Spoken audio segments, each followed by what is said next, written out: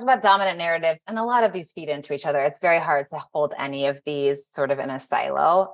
They all crisscross over each other.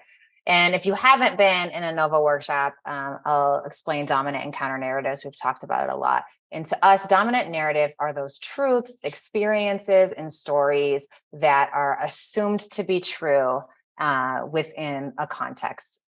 Typically within the context of the United States is how we talk about them, or the context of North America. There are certainly global dominant narratives, but those shift and change, and there's nuance within as we get more and more into those contexts. But dominant narratives are things that are assumed to be true for everyone and might be true for most people, but are not true for everyone. And you think of things like meritocracy or bootstraps, some of these things, and then they can get micro. They can be down to how some folks reacted to the pandemic, how folks reacted or accepted or didn't accept vaccines. There's a lot of different narratives within those stories. And often in our media, and in our sort of social media culture, we hear one narrative, we hear one elevated sort of truth, and there's not a lot of space held for those counter narratives. There's often one dominant narrative in a certain situation and infinite counter narratives. So it is not a they said, we're not pitting things against each other. Part of really navigating this work is holding space for multiple truths, which again, in a US context has really been discouraged. There's one truth, there's one way that we've learned things. There's one set of facts. We are objective.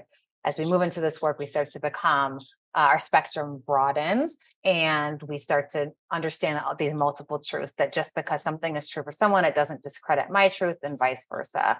So we see these a lot in the way that we codify things, and who is represented, and whether the author or the writer or the company is thinking beyond that dominant narrative as they put pen to paper. So examples have included when we're in a pamphlet where we're talking about pregnancy and how someone might navigate pregnancy, we're assuming this is a welcome and planned for pregnancy, right? How are we considering how the narratives of folks who have struggled with infertility, maybe someone who is carrying as a surrogate and is pregnant for that reason, or someone who's become pregnant against their will?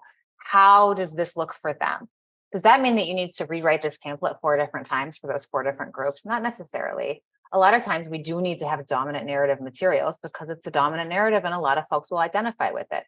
But just complicating that narrative at the top, we understand that some of this information is not going to be relative to folks in certain situations, such as XYZ and others, can make someone feel seen and as if they're not being shoehorned into this dominant narrative that you've decided for them.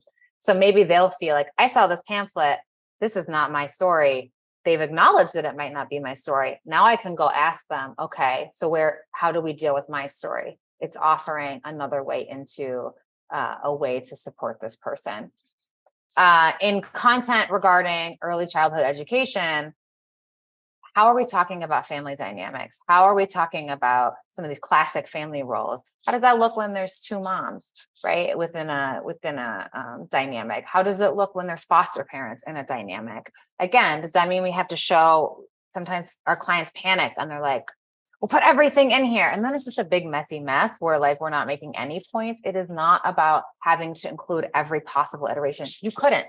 You would always leave something out. You would always miss something. It's not about, this is why we resist the phrase like competency and lean into humility. It's not about knowing and being competent in every possible iteration of human experience. It's about being humble enough in your own that you know you're missing something. And so just acknowledging at the top of whatever it is, we know we're missing something. We know this isn't the full story for every person.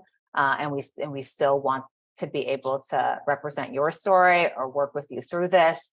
How do we communicate that to people? We saw materials related to nutrition and eating disorders that really strictly talked about restrictive eating without considering folks who fast for 1 or 2 months per year during Ramadan, right? A huge percentage of our global population is Muslim. And so when we're talking about eating restriction and these red flags within that, how are we not naming that in some cultures and practices, this is a very intentional and deeply spiritual practice, right? So it's not all this broad brush. These are the things that let folks know when they read them also, this isn't about me. This isn't for me. These people didn't think about me. I am not welcome here. I don't belong here.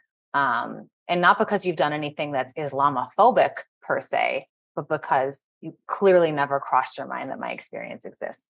And so being aware of all of these counter narratives, really challenging whenever we're putting something out as like fact-based truth, it's probably not for some folks. And how can we still maintain the integrity of our content while holding space for those counter narratives that we don't even know?